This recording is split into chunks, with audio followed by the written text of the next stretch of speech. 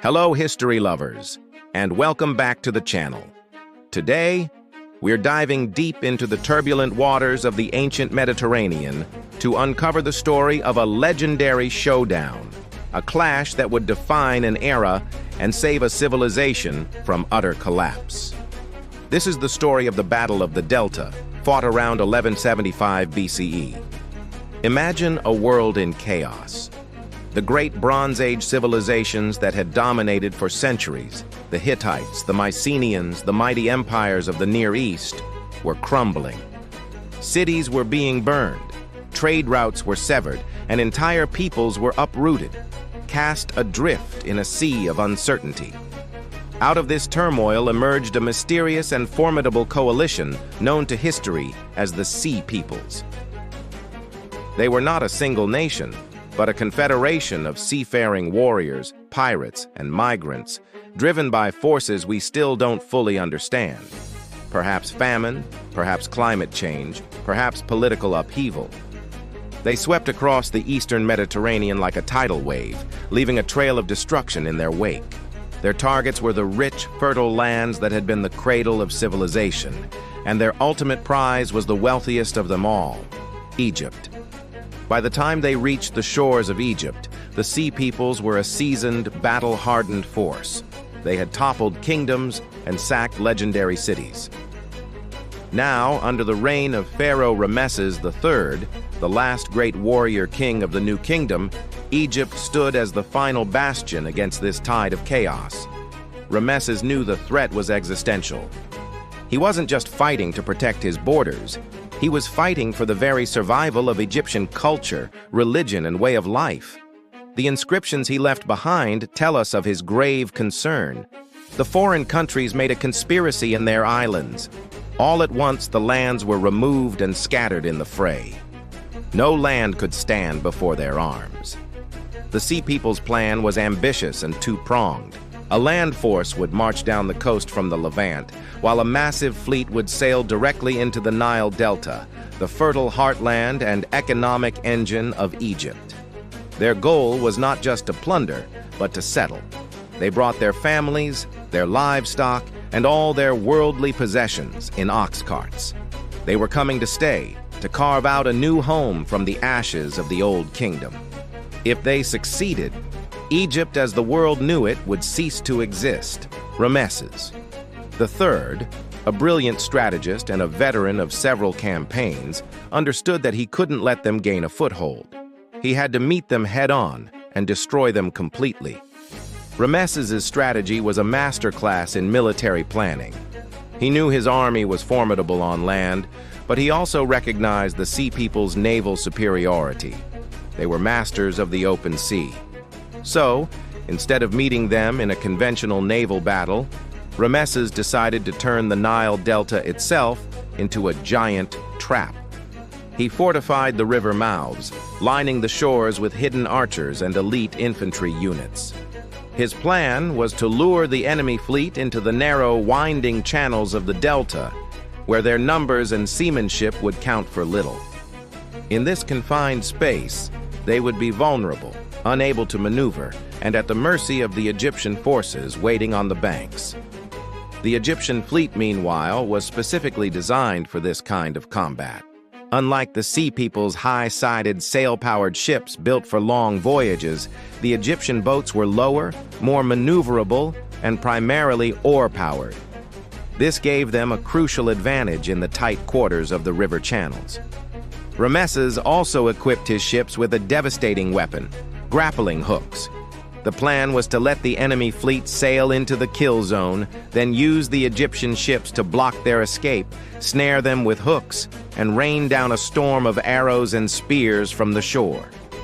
It was a strategy of ambush designed to neutralize the enemy's strengths and exploit their weaknesses.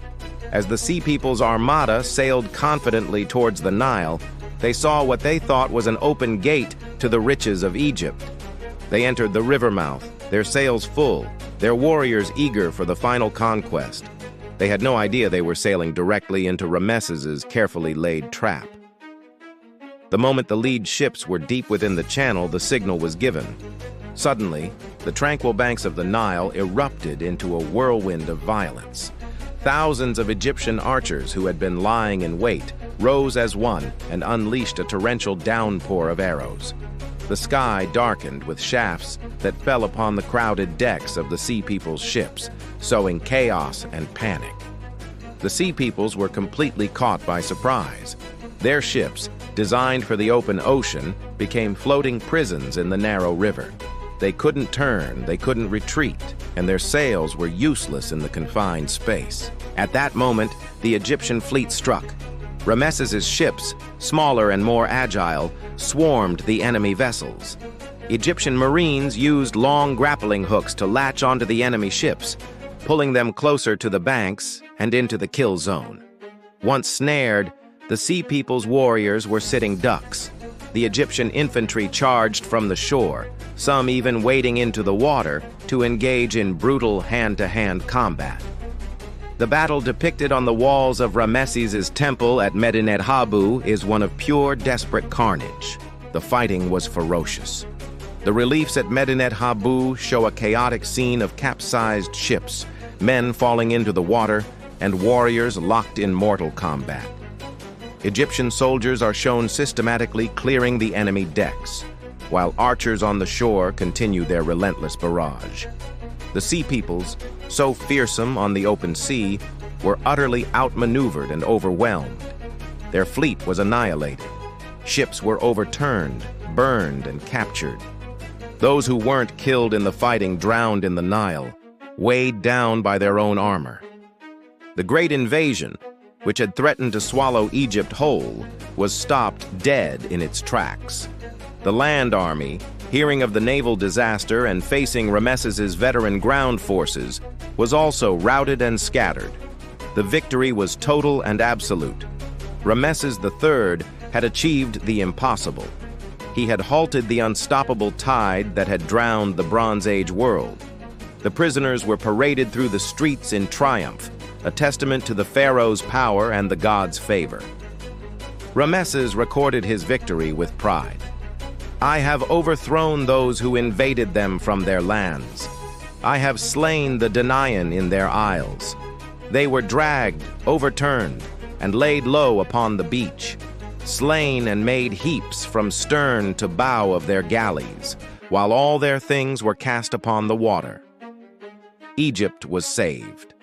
While the rest of the Mediterranean world fell into a dark age, Egypt, though weakened, endured. The Battle of the Delta is more than just an ancient military engagement. It's a pivotal moment in world history. Ramesses' victory preserved Egyptian civilization for several more centuries, allowing its culture and knowledge to continue influencing the world. However, the cost of the war was immense. The constant fighting drained the treasury, and the effort of repelling the invasion took a heavy toll on the kingdom's resources.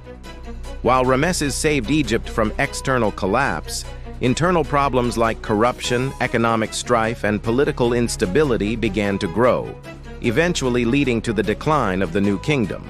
Ramesses III would go down in history as the last great pharaoh, the man who stood against the storm and, for a brief, shining moment, held back the darkness. Thank you so much for joining me on this journey, back in time to witness one of history's most decisive battles. The story of Ramesses III and the Sea Peoples is a powerful reminder of how civilizations can be pushed to the brink, and how leadership and strategy can change the course of history. If you enjoyed this video, please give it a thumbs up, and don't forget to subscribe and hit that notification bell so you don't miss our next historical adventure. Let me know in the comments what other epic battles you'd like to see covered. Until next time, stay curious.